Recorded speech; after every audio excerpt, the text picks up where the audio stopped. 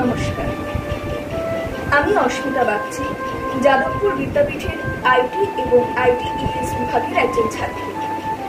লকডাউনের জেরে আমরা এখন সবাই ঘরবন্দি।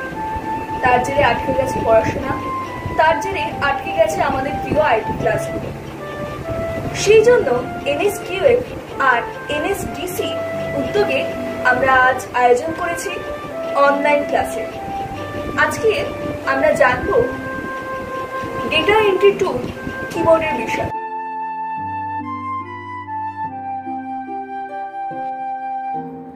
আজকে আমরা যে বিষয়ে জানবো সেটা হচ্ছে একটি ডেটা এন্ট্রি টুল কিবোর্ড সম্বন্ধে। ফার্স্টে একটা প্রশ্ন আসে যে কিবোর্ড ইনপুট ডিভাইস না আউটপুট ডিভাইস? এক কথায় উত্তর, কিবোর্ড ইনপুট ডিভাইস। কারণ কিবোর্ডের মাধ্যমে আমরা বিভিন্ন টেক্সচুয়াল, নিউমারিক, অ্যালফাবেটিক যে সমস্ত ডেটা রয়েছে সেগুলো আমরা কম্পিউটারে ইনপুট করতে পারি। এছাড়া বিভিন্ন ক্ষেত্রে আমরা বিভিন্ন ধরনের কমান্ডও কিবোর্ডের মাধ্যমে করে থাকি। তো এই কিবোর্ডকে নিয়ে কিভাবে সহজে কাজ করতে পারবো সেটাই আজকে আমরা শিখব।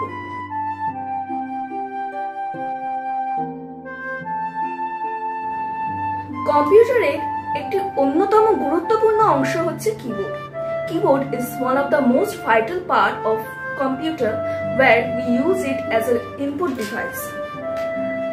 শোনা যায় 1868 খ্রিস্টাব্দে means 1868 Christopher Latham Sholes keyboard আবিষ্কার করেছিলেন। আমাদের মধ্যে ইভেন আমি যখন ছোট ছিলাম তখন আমারও একটা প্রশ্ন ছিল যে কিবোর্ডের যে অ্যালফাবেট গুলো রয়েছে সেগুলো কেন এত এলোমেলো। সেটা আমি জানার জন্য অনেক চেষ্টা করলাম। অবশেষে একটা অদ্ভুত গল্প আমি জানতে পারলাম। জানা যায় সেই 1800 সালের সময় টাইপরাইটার যারা রয়েছে তাদের খুব চল ছিল এবং তাদের the speed of their typewriters are too much. তাদের যে টাইপিং স্পিড তা মিনিটে প্রায় 120 ওয়ার্ডের কাছাকাছি। তো এত স্পিডে কি হতো না, প্রায় যে ওই টাইপরাইটারের যে কি গুলো ছিল সেগুলো জ্যাম হয়ে যেত, নষ্ট হয়ে যেত, খারাপ হয়ে যেত। তাই জন্য সোলস এমন একটা কিবোর্ড আবিষ্কার করলেন যেখানে যে কি গুলো সবচেয়ে বেশি দরকার হয়, যেমন টি বা ই, ওগুলোকে তিনি একটু দূরে দূরে রাখতেন, আর যেগুলো কম ব্যবহার হয় সেগুলোকে একটু কাছে কাছে রাখলেন। এতে কি হলো না, যারা টাইপরাইটার ছিল তাদের হাতের স্পিডটা কমে গেল, তার ফলে কিবোর্ড গুলো বেঁচে গেল। সেই জন্য এই কিবোর্ডটাকে বলা হয় কোয়ার্টি কিবোর্ড। তোমরা যদি একটা যে কোনো কিবোর্ড নাও, আমি এখানে একটা কিবোর্ড দেখাচ্ছি, এখানে দেখবে ফার্স্ট যে অ্যালফাবেট গুলো রয়েছে QWERTY, এই কোয়ার্টি শব্দটা রয়েছে বলে এই কিবোর্ডটার নাম হচ্ছে কোয়ার্টি কিবোর্ড। তাহলে আমরা জানতে পারলাম যে কিবোর্ডের এই শব্দগুলো কেন এলোমেলো থাকে।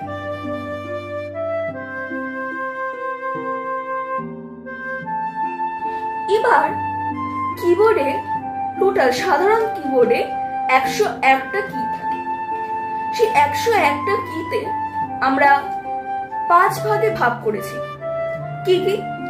যে কিগুলো দিয়ে অ্যালফাবেট টাইপ করা যায় সেগুলোকে বলা হয় অ্যালফাবেটিক কি, যেগুলো দিয়ে নাম্বার টাইপ করা যায় তাকে বলে নিউমারিক কি, স্পেশাল কি যেগুলো দিয়ে স্পেশাল কমান্ড পারফর্ম করা যায় সেগুলো হচ্ছে স্পেশাল কি, নেভিগেশন কি, কিবোর্ডে যে অ্যারোগুলো রয়েছে সেই অ্যারোগুলোকে বলা হয় নেভিগেশন কি, আর ফাংশন কি, উপরে যে F1 12 যেটা লেখা আছে তাকে বলা হয় ফাংশন।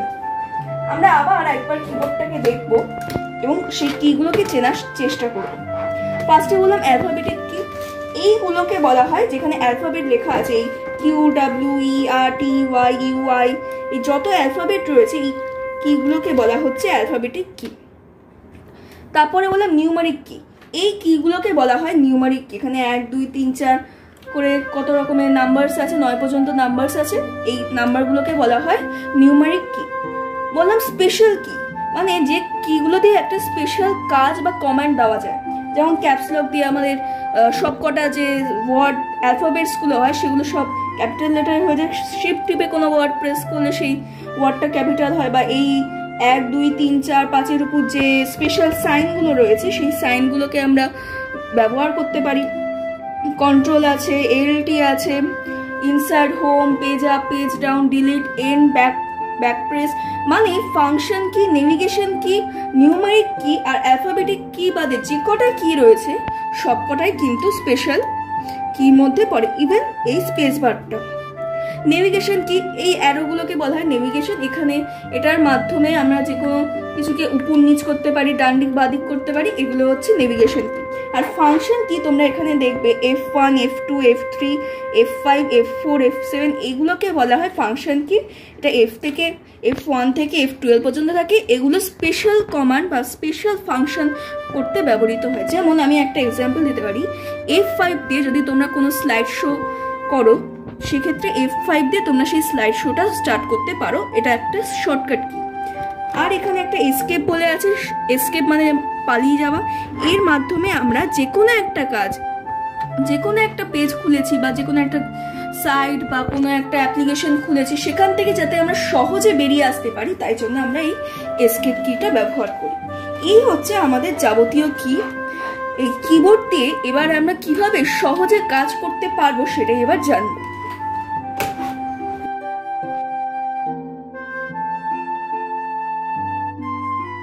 এবার আমরা শিখবো যে একটা কম্পিউটারে বসে যখন আমরা কাজ করব কিভাবে আমরা কাজটা করব।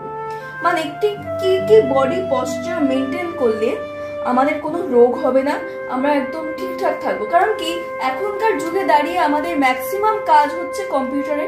সেই কম্পিউটারে যদি আমরা ঠিকঠাক মতো বসতে না পারি, বসে যদি কাজ না করি, তাহলে কিন্তু আমাদের বিভিন্ন ধরনের রোগ হতে পারে, স্পন্ডালাইটিস, তারপর আমাদের টিস্যুগুলো উইক হয়ে যেতে পারে। তো সেই ধরনের রোগগুলোকে প্রিভেন্ট করার জন্য আমরা কিছু প্রিকশন নিয়ে কম্পিউটারে বসে কাজ করি। কারণ কি এখন ম্যাক্সিমামই কাজ করতে হয় কম্পিউটারে বসে, প্রায় মিনিমাম 2-3 ঘন্টা টানা বসে করতে হয়। সেক্ষেত্রে কি করবো না, সেক্ষেত্রে ফার্স্টে যেটা আমাদের মেনটেন করতে হবে যে আমাদের যে আই লেভেলটা আছে সেই আই লেভেলটা যেন কম্পিউটারে একেবারে মাথার উপর থাকে। মানে আমরা যখন বসবো, প্রথম কথা বসবো যে একদম যে স্পাইনাল কর্ডটা আছে সেটা একদম সোজা রেখে স্ট্রেট হয়ে বসবো। আর আমাদের যে আই লেভেলটা রয়েছে সেই আই লেভেলটা যেন কম্পিউটারের মাথা পর্যন্ত থাকে। তাহলে আমাদের যে ঘাড়ে স্পন্ডালাইটিস বা অন্যান্য যে সমস্যা রয়েছে সেই সমস্যাগুলো থেকে আমরা মুক্তি পেতে পারি। আর কি করবো না, আমাদের যে চোখের দৃষ্টিক্ষেত্র মানে চোখটা যেন চোখের এখানের থেকে যদি আমরা একটা লাইন টানি, মানে এখন মনে মনে যে এখান থেকে এখানের যে ডিস্টেন্স সেটা 30 ডিগ্রি হয়। অত তো আমাদের মেজারমেন্ট করার সময় মানে মেজারমেন্ট করে আমরা বুঝতে পারি না। মোট কথা আমাদের চোখ থেকে যেন কম্পিউটারের যে ডিস্টেন্সটা সেটা যেন 16 সেন্টিমিটার থেকে 28 সেন্টিমিটার মতো হয়। মানে ওই 1 ফুট থেকে 1.5 ফুট মতো তোমাদের ডিস্টেন্স মিনিমাম বজায় রাখতে হবে যাতে আমাদের চোখের ক্ষতি না হয়। আর যখন আমরা বসবো তখন আমাদের পা গুলো 90 ডিগ্রি ভাবে রাখতে হবে এবং আমাদের যে থাই মাসেলস গুলো রয়েছে সেগুলো যেন যে প্লেন রয়েছে তার সাথে ভার্টিক্যালি প্যারালাল থাকতে হবে, হরিজন্টালি প্যারালাল থাকতে হবে।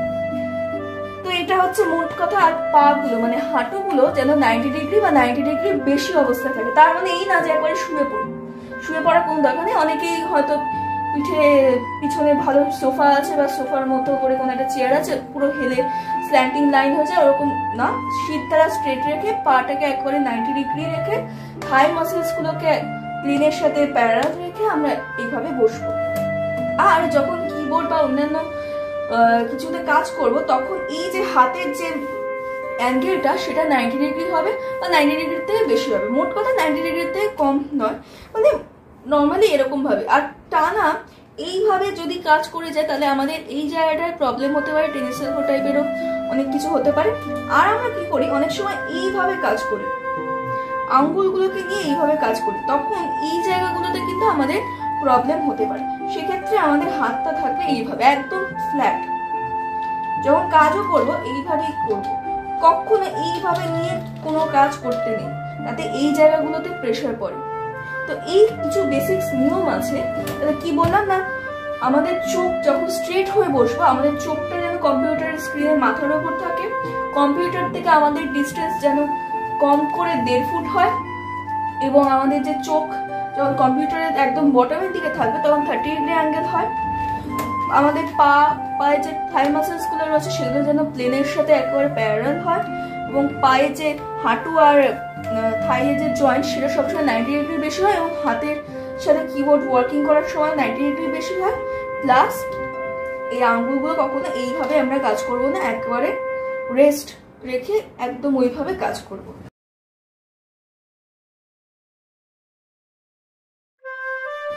এবার আমরা কিভাবে কিবোর্ডটাকে ইজিলি ইউজ করতে পারি বা কিবোর্ডিং বা কিবোর্ড স্কিল যেটাকে আমরা বলি সেটা শিখবো। তার আগে আমরা যে কোনো একটা কিছু খুলবো। আমি এখানে নোটপ্যাডটা খুলছি, এটা এখন সবচেয়ে কাছে রয়েছে। এই নোটপ্যাডটা খুললাম, আর তোমরা এটা চাইলে ওয়ার্ডেও করতে পারো। আমরা এবার শিখবো কিবোর্ডে কিভাবে আমরা কাজ করব। তার জন্য একটু ঠিকভাবে একটু বসে নিই। ফার্স্টে যেটা আমরা করব, আমরা সবসময় কি করি, এরকম ভাবে একটা কিছু টাইপ করা আমাদের প্রবণতা থাকে। কম্পিউটারের কিবোর্ডিং এর ক্ষেত্রে এটা কিন্তু একদম উচিত না। প্রত্যেকটা আঙ্গুলের এক একটা আলাদা আলাদা করে কাজ রয়েছে। যেমন এই যে আমরা মিডলে যে রোটা দেখতে পাচ্ছি ASDF, এই রোটাকে বলা হয় হোম রো বা হোম কি। এই যে কারণ এই কিগুলোর উপর আমরা আঙ্গুল রাখি কখন না, যখন আমরা কোনো কিছু টাইপ করি না, when the hands are in rest। আমরা এই ডান আঙ্গুলের এই আঙ্গুলটা যেতে, এই আঙ্গুলটা কেতে, এই আঙ্গুলটা এলে, আর এই আঙ্গুলটা এই সাইনটার উপর রাখি। আর বা হাতের এই করে আঙ্গুলটা এতে, এসে এই আঙ্গুলটা, মিডল ফিঙ্গার ডিতে, আর ইন্ডেক্স ফিঙ্গার এফে রাখি। এইভাবে আমরা সাধারণত কম্পিউটারে আঙ্গুলগুলো রেখে থাকি। আর যেটা এই আঙ্গুলগুলো মুভমেন্টটা কিরকম ভাবে হয় না, যখন এখানে আমরা একটা পাঁচিল তুলেছি, কিভাবে পাঁচিল তুলেছি, এই YH আর N, এই YH আর N এর এই দিকে যতগুলো কি রয়েছে সব কি কিন্তু আমাদের ডান হাত দিয়ে অপারেট করতে হয়। YH আর N এর এই পাশে যত কি আছে সব ডান হাত দিয়ে অপারেট করতে হয়, আর এই পাশে যে কতগুলো কি আছে সব বাঁ হাত দিয়ে অপারেট করতে হয়। সেক্ষেত্রে আর ইন্ডেক্স ফিঙ্গারের ক্ষেত্রে ইন্ডেক্স ফিঙ্গার একমাত্র G আর H এর দিকে যায়, আর মাঝে মাঝে R আর V এর ক্ষেত্রে যায়, আর এই আঙ্গুলটা U আর N এর ক্ষেত্রে যায়। অনেক সময় T আর Y ও ইউজ হয়, কিন্তু তাছাড়া ইন্ডেক্স ফিঙ্গার কিন্তু অন্য কিতে ইউজ হয় না। স্পেস বার টেপার ক্ষেত্রে আমরা থাম ইউজ করি, যে কোনো থাম। এই স্পেস বার ইউজের ক্ষেত্রে আমরা থাম ইউজ করি। আর যেটা রয়েছে, যখন উপরে রোতে যাব, ঠিক এই লেটারগুলোর উপরে যে রোগুলো রয়েছে সেই রোগুলো বা সেই লেটারগুলোকে আমরা ইউজ করব না। এই আঙ্গুল যেমন করে আঙ্গুলের এতে আছে, এর উপরে কিউ আছে, আমরা এই আঙ্গুলটা দিয়ে কিউতে যাব, আবার যখন নিচে যাব তখন জেড করব। আর যেটা আমরা এই লিটল ফিঙ্গার দিয়ে করতে পারি সেটা হচ্ছে কোনো একটা কিছু লেখার সময় এই শিফট টিপে সেই ওয়ার্ডটা করলে তখন সেটা ক্যাপিটাল লেটার হয়ে যাবে। আমি আরেকবার দেখাচ্ছি। করে আঙ্গুল দিয়ে আমরা শিফট টিপে যে কোনো একটা ওয়ার্ড টিপলে সেটা ক্যাপিটাল লেটার হয়ে যাবে। হলো, এটা হচ্ছে আমরা করে আঙ্গুলে আরেকটা ব্যবহার করতে পারি। আর যেগুলো আছে মোটামুটি সেইভাবে আমাদের কাজ করতে হবে।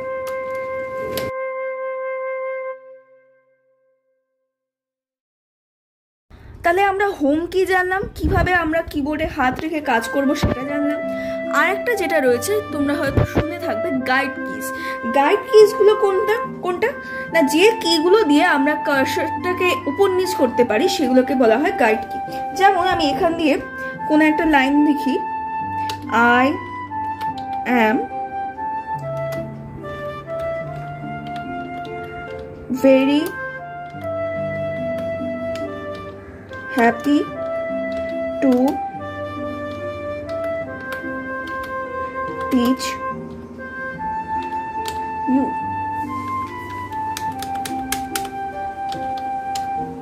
তো এখানে আমরা একটা লাইন লিখলাম, I am very happy to teach you.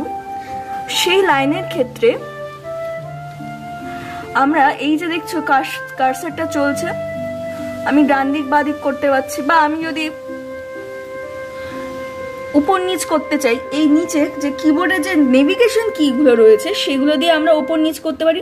এদিকটা টিপলে আমরা বাঁ দিকে যাবে, এদিকটা টিপলে ডান দিকে যাবে। আর যেগুলোকে আমরা বলছি এন্টার কি, এন্টার কি যদি আমরা প্রেস করি এটা নিউ প্যারাগ্রাফে যাবে। সেক্ষেত্রে এন্টার কিও কিন্তু আমাদের একটা গাইড কি। এন্টার কি, শিফট কি, নেভিগেশন কি, এই কিগুলোকে বলা হয় গাইড কি। আমি যখনই এখানে এন্টার মারবো তখনই কি হবে না, কার্সারটা এখন এখানে রয়েছে, কার্সারটা এখন এখানে রয়েছে। যখনই আমি এন্টার মারবো কার্সারটা নিচে চলে যাবে। তার মানে আমি কি বললাম যে গাইড কি হচ্ছে সেই কিগুলো যেগুলো আমাদের কার্সারটাকে ওপর নিচ বা most of all which helps us to move the cursor.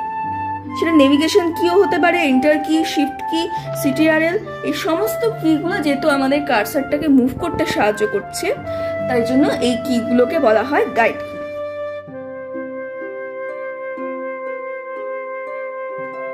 আরো কিছু নতুন জিনিস জানবো। আচ্ছা, তোমরা কিবোর্ডে এখানে দেখেছো 3টে ডট রয়েছে, এই ডটগুলো আমাদের কি কাজে লাগে? এখানে একটা এই কিবোর্ডে যেমন লেখা আছে 1A, এখানে একটা সাইন রয়েছে ডাউনলোডের সাইনের মতো খানিকটা। সেক্ষেত্রে আমরা এই জিনিসগুলোর কি বৃত্তান্ত? ফার্স্টে সাধারণত যে লাইটটা থাকে সেটা হচ্ছে এই নাম্বার লকে। এই নাম্বার লকটা কি না, এই কিটাকে যখনই আমি প্রেস করি তখনই এই লাইটটা জ্বলে ওঠে। এটা প্রেস ছিল না, এই প্রেস করলাম, লাইটটা জ্বলে উঠলো।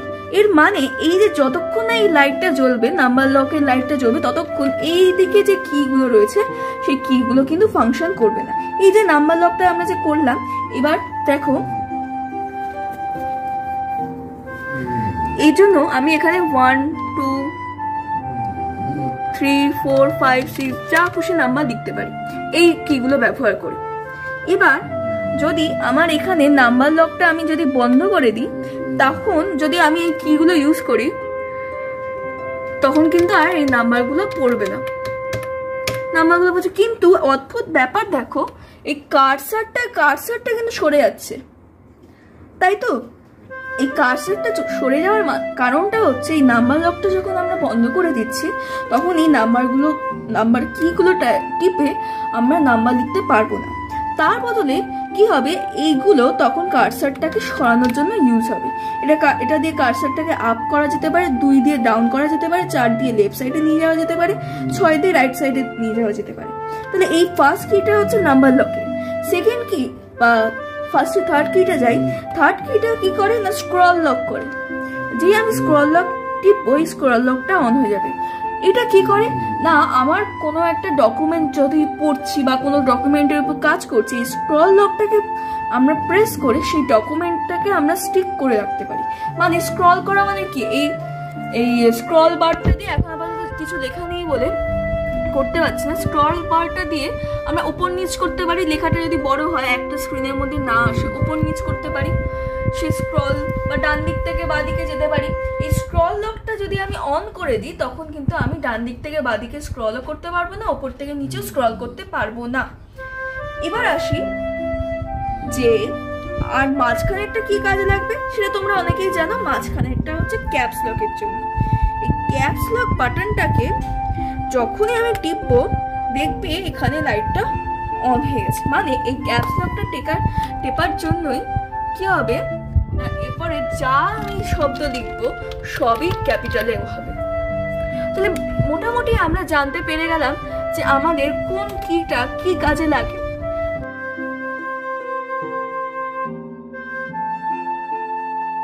তো এবার আরেকটা যেটা আমাদের গুরুত্বপূর্ণ বিষয় সেটা হচ্ছে আমরা কি করে একটা টেক্সটকে ডিলিট করব বা সেই টেক্সটটাকে আমরা রিমুভ করব।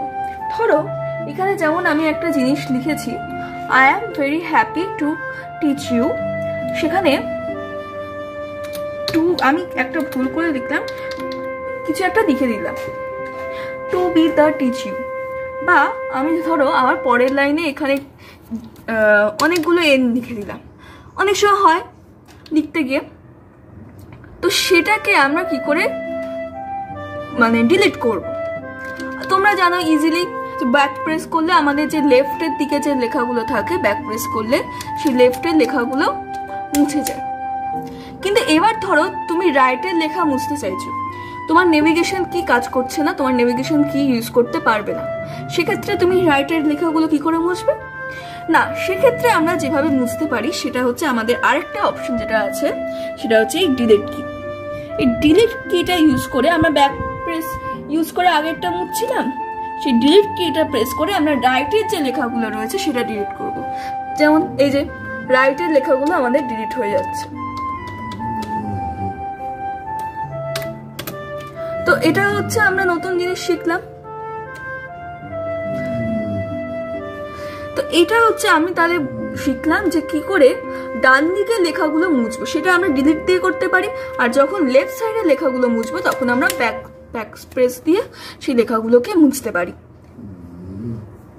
আশা করছি তোমরা আমাদের এই লকডাউনটা খুব তাড়াতাড়ি উঠে যাবে এবং তোমরা আবার নিজেদের সবার প্রিয় আইটি ক্লাস করতে পারবে। এখনের জন্য ধন্যবাদ।